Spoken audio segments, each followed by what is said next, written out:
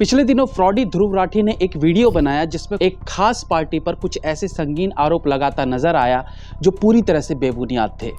एक जर्मनी में बैठा लड़का जिसका भारत से कोई लेना देना नहीं है, जो जर्मनी की खाता है, वहीं से कमाता है, वहीं पर टैक्स भरता है, वहीं की लड़की से शादी की है, और ऐसा आदमी ये डिसाइड करेगा कि भारत में कौन किसे वोट देगा।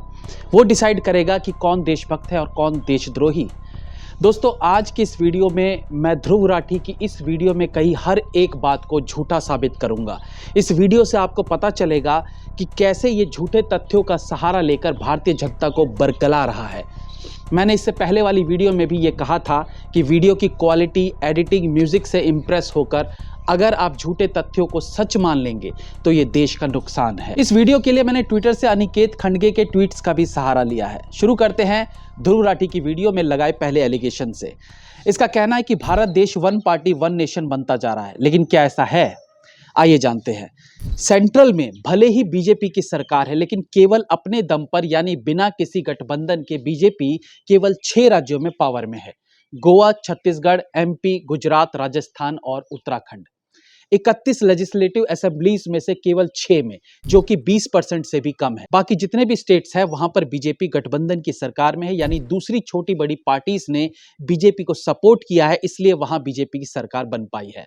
उत्तर प्रदेश, महाराष्ट्र जैसे बड़े राज्य में शिवसेना, अपना दल जैसी पार्टीज बीजेपी के समर्थन में है, इसलिए वहां उनकी सरकार है। अब इस परिस्थिति को आप वन पार्टी वन नेशन कैसे कह सकते हैं? यहां पर हर प्रदेश में छोटी बड़ी पार्टीज के कैंडिडेट्स जीते हैं और उन्होंने बीजेपी को सपोर्ट किया है, तब बीजेपी उन राज्यों में सरकार बनाने में कामयाब रही है। तो जब ये छोटी छोटी पार्टीज के कैंडिडेट्स जीत रहे हैं, उन्हें वोट्स मिल रहे हैं, तो फिर वन कंट्री वन नेशन कैसे हो गया? ध्रुव राठी की कही इस बात का कोई सर पैर नहीं है। दूसरा जो बड़ा एलिगेशन ध्रुव राठी ने लगाया वो है बीजेपी ने मीडिया से ऑपोजिशन की आवाज को खत्म कर दिया है। इस बात को रखते हुए इसने रवीश कुमार जैसे रिपोर्टर्स की पिक्चर का इस्तेमाल किया है। इसका कारण है कि वो हमारे मन में सबसे पहले ये नेगेटिविटी भरना चाहता है कि बीजेपी ने एनडीटीवी खत्म कर दिया और रवीश कुमार जैसे जर्नलिस्ट जो बीजेपी विरोधी थे उनका करियर खत्म कर दिया। लेकिन अगेन, क्या ये सच है? जी नहीं। एनडीटीवी को अडानी द्वारा खरीदा जाना या रवीश कुमार का सड़क पर आ जाना, यूट्यूबर बन जाना, इसके पीछे कोई पॉलिटिकल एजेंडा नहीं था। ध्रुव राठी ने अपनी वीडियो में असल सच्चाई को छुपा लिया। दरअसल एनडीटीवी के ओनर राधिका और प्रणोय रॉय ने एक ऐसी कंपनी से 400 करोड़ का इंटरेस्ट फ्री लोन लिया था जिसे अडानी ग्रुप ने एक्वायर किया हुआ था। लोन वापस ना कर पाने के कारण एनडीटीवी बिक गई। इसमें पॉलिटिकल एजेंडा कहां से आया? ये तो बिजनेस है। आप बैंक से भी कर्ज लेकर गाड़ी खरीदते हैं और उनका कर्ज ना दिए जाने पर बैंक आपकी गाड़ी उठा लेती है ना, ये बस वैसा ही है। लेकिन ध्रुव राठी ने असल बात को छुपा के रवीश कुमार और एनडीटीवी को बेचारा दिखाते हुए यह दर्शाया कि बीजेपी के अगेंस्ट बोलने के कारण उसकी नौकरी चली गई। अब सोचिए ध्रुव राठी की असल मंशा क्या थी। आगे वो फार्मर प्रोटेस्ट को लेकर बोलता है। यह बात जर्मनी में बैठकर बोलता है कि भारत के किसानों के साथ गलत हो रहा है। क्या ये वाकई में किसान हैं? सरकारी संपत्ति का नुकसान करते हुए, मोदी को मारने की कामना करते हुए ट्रैक्टर लेकर शहरों में घुसकर आम जीवन को अस्त व्यस्त करने वाले ये किसान है या आतंकवादी? और इन्हें अन्नदाता बोल बोल के इन्हें सर पर चढ़ा रखा है। ये जो ट्रैक्टर लेकर शहरों की व्यवस्था खराब कर रहे हैं, इन्हें खेती किसान से कोई लेना देना नहीं है। ये केवल कुछ पार्टीज के शय पर ये सब कर रहे हैं। असल किसान खेत में है, वो रैली नहीं करता। दूसरी बात कि इनकी मांगे बेबुनियाद है, जिसका टेक्निकली भी कोई सर पैर नहीं है। जैसे किसान अपनी न्यूनतम आय को लेकर अड़ गया है, ऐसे तो हर दूसरे प्रोफेशन के लोग अपनी न्यूनतम आय के लिए खड़े हो सकते हैं। लेकिन नहीं, दिक्कत सिर्फ सो कॉल्ड किसानों को है। इनमें से ज्यादातर तो खालिस्तानी समर्थक है, तो क्यों इनकी बात सरकार सुने? और ऐसे आतंकियों को डिफेंड करता है ये विदेशी। इसके बाद उसने भारत को नॉर्थ कोरिया से कंपेयर किया, यानी उसके हिसाब से भारत एक तानाशाह देश बन चुका है। देखो यार, वैसे तो इस दो कौड़ी के राठी की बातों पर डिस्कस करने का कोई सेंस नहीं बनता है, क्योंकि ये है कौन? न देश का नागरिक है, न देश में रहता है, न कोई ज्ञानी है, न कोई पॉलिटिशियन है। ये वही ध्रुव राठी है जो कोविड के आने से पहले भारत की तैयारियों का मजाक बना रहा था और कोविड आने के बाद इसी भारत की तैयारियों पर सवाल उठा रहा था। कोविड से पहले कह रहा था कि ये वेव केवल चाइना तक सीमित रहेगी, भारत में कभी नहीं आएगी। ये वही राठी है जो सरदार वल्लभ भाई पटेल की मूर्ति को लेकर गुना भाग करके बता रहा था कि यहाँ इतने टूरिस्ट आएंगे नहीं और ये घाटे का सौदा है, जबकि हुआ ठीक इसके विपरीत। लेकिन देखो, ये हमारी विडंबना है कि इसके झूठ से पर्दाफाश करने के लिए हमें भी वीडियो बनानी पड़ रही है। तो नॉर्थ कोरिया से कंपैरिजन पर मैंने इससे पहली वीडियो में बात की है। भारत में अगर तानाशाही होती तो पूरे देश में बीजेपी सरकार ही होती, लेकिन क्या किसी ने किसी को कांग्रेस या आप पार्टी को वोट देने से रोका है? क्या भारत की राजधानी दिल्ली में अरविंद केजरीवाल सीएम नहीं है? अगर इस देश में तानाशाही होती तो क्या सुबह शाम मोदी को गाली देने वाला केजरीवाल 10 साल से सीएम बना रहता? और सबसे बड़ी बात, क्या ध्रुव राठी इतने सारे झूठे एलिगेशंस लगा पाता? अरे जर्मनी से इसके गले में पट्टा डालकर भारत लाने में 2 दिन नहीं लगते, लेकिन ये भौंक रहा है ना वहां बैठ के। इसके बाद इसने कहा है फ्री एंड फेयर इलेक्शन, जिसमें इसने चंडीगढ़ के मेयर वाले इलेक्शन पर बोला है जो बैलेट पेपर से हुआ था। अगर आप बैलेट पेपर से हुए इलेक्शन को झूठा कहोगे, आप ईवीएम को झूठा कहोगे, तो फिर आखिर इलेक्शन कैसे होने चाहिए? बीजेपी कोई गुंडा सरकार नहीं है जिसका बैलेट पेपर से लेकर ईवीएम सब पर दबदबा है। सब उनके अनुसार नहीं होता है। आगे इसने पुणे में 3 लोगों को ईवीएम मशीन ले जाते दिखाया और उन्हें बीजेपी के एजेंट बताया, जबकि वो मामला कुछ और था। दरअसल ईवीएम दिखने में सूटकेस जैसा लगता है और उन्हें सूटकेस समझ के 3 चोर उसे उठा ले गए थे। उनका बीजेपी से कोई लेना देना नहीं था। इवन वहां की पुलिस ने भी ये स्टेटमेंट दिया है। लेकिन राठी जैसों को असल सच्चाई से क्या लेना देना? उसे तो अपना प्रोपेगेंडा फैलाने से मतलब है। इसका नेक्स्ट एलिगेशन था कि मोदी वोट्स पाने के लिए मिलिट्री का यूज करता है। इसके लिए इसने मोदी जी का एक वीडियो दिखाया जिसमें मोदी जी कह रहे हैं कि पहली बार वोट देने वाला आर्मी के नाम पर वोट करे। अब इसमें गलत क्या है, ये राठी को बताना चाहिए। इस वीडियो में मोदी जी ने कहीं भी ये नहीं कहा है कि आप आर्मी के नाम पर बीजेपी को वोट कीजिए।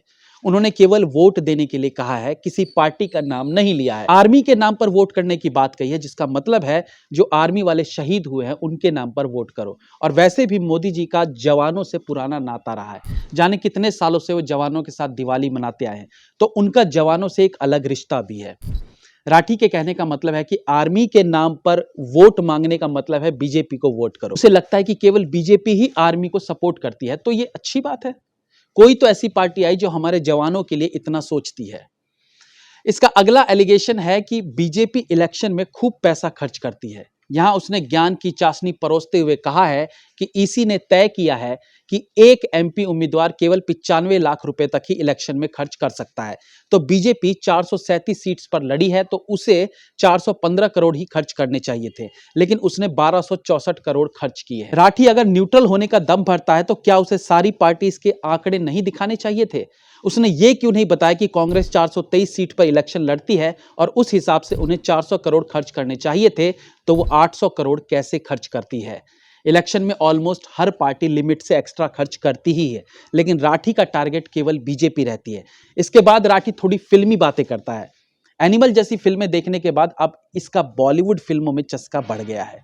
इसे लगता है कि जैसे फिल्मों में एमएलएस को रिजॉर्ट में बंदी बनाकर उन्हें जबरदस्ती अपनी पार्टीज ज्वाइन करा दी जाती है ना, असल में बीजेपी यही करती है। जबकि सच तो यह है कि राजनीति में एक नेता का दूसरी पार्टी में जाना आम बात है, लेकिन यह सब कुछ कोई गन पॉइंट पर नहीं होता है जैसे कि राठी कह रहा है। कंपनी में काम करने वाले एम्प्लॉइज अगर बेटर अपॉर्चुनिटी के साथ साथ अगर उसे दूसरी कंपनी का भविष्य भी अच्छा दिख रहा हो, उसका ग्रोथ दिख रहा हो, तो वो वहां ज्वाइन करते हैं कि नहीं? ये आम प्रोसेस है और ये तो सबसे ज्यादा कांग्रेस काल में होता था। ये बात किसी से छुपी नहीं है। यूं ही तो अटल बिहारी वाजपेयी ने 1 वोट से सरकार नहीं खोई थी। इसके बाद ध्रुव राठी ने बीजेपी द्वारा ईडी सीबीआई की कार्यवाही के बारे में बोला है। अच्छा, ये अपनी बातों में प्रशांत किशोर का भी बहुत एग्जाम्पल दे रहा था कि उसने ये कहा, उसने वो कहा। तो प्रशांत किशोर ने ही एक इंटरव्यू में कहा था कि हर सरकार अपने कार्यकाल में ईडी सीबीआई का थोड़ा फायदा तो उठाती ही है, लेकिन ये गलत नहीं है। अगर कोई 2 नंबर पैसा रखता है और वो पकड़ा जाए तो इसमें क्या गलत है? और अगर जुर्म साबित नहीं होता तो उस पर कोई आंच भी नहीं आएगी। इसमें गलत क्या है? बीजेपी ने काला धन खत्म करने की बात कही थी और ये कर रही है, तो इसमें कुछ गलत नहीं है। और राठी जैसों को यही बात चुभ रही है क्योंकि ईडी ने उसके आका की इन दिनों बजा के रखी है। जब कांग्रेस की सरकार थी तो खुद मोदी जी पर जाने कितनी बार ईडी सीबीआई की रेड पड़ी, लेकिन उन्होंने कभी बीमारी का बहाना नहीं बनाया। दृढ़ता से उनके सवालों का जवाब दिया और आराम से बाहर आए। राठी ने मेंशन किया कि करीब 14 पार्टीज ने कोर्ट का दरवाजा खटखटाकर कहा कि 2014 के बाद ईडी रेड्स का मामला 4 गुना बढ़ गया है। तो पहली बात, एज आई सेड, बीजेपी ने कहा ही था कि ना खाऊंगा ना खाने दूंगा, तो खा वो रहे नहीं है, फिर इन्हें खाने कैसे देंगे? और उसके लिए रेड्स जरूरी है। एक आम आदमी के टैक्स न दिए जाने से उसे तुरंत इनकम टैक्स ऑफिस में बुला लिया जाता है और इन नेताओं की हजारों करोड़ रुपए पर इनसे सवाल भी ना किया जाए। कांग्रेस अपने शासनकाल में हमेशा से बीजेपी के मेंबर्स पर सीबीआई रेड करवाती आई है। वो अलग बात है कि उनके हाथ कभी कुछ लगा ही नहीं, लेकिन अब जो रेड्स हो रहे हैं उनमें तो भर भर के पैसे मिल रहे हैं। तो फिर राठी जैसे 2 कौड़ी का इंसान इसे गलत कैसे बता सकता है? और उससे भी बड़ी बात कि आम लोग इसे ठीक मान कैसे रहे हैं? अरे जिनके यहां रेड्स हुए हैं उनके यहां से पैसे मिले हैं ना, मतलब वो गुनहगार हुआ ना। तो इन नेताओं को राठी कैसे डिफेंड कर सकता है? जब बीजेपी पर रेड्स हुए थे तो बीजेपी के मेंबर्स कभी कोर्ट के समक्ष ये कहने नहीं गए कि हमारे साथ ऐसा क्यों हो रहा है। ये बेशर्मी की हद है।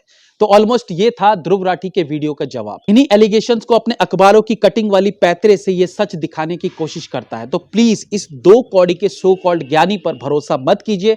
अपनी समझ से किसी के लिए अपनी राय बनाइए। जय हिंद, वंदे मातरम।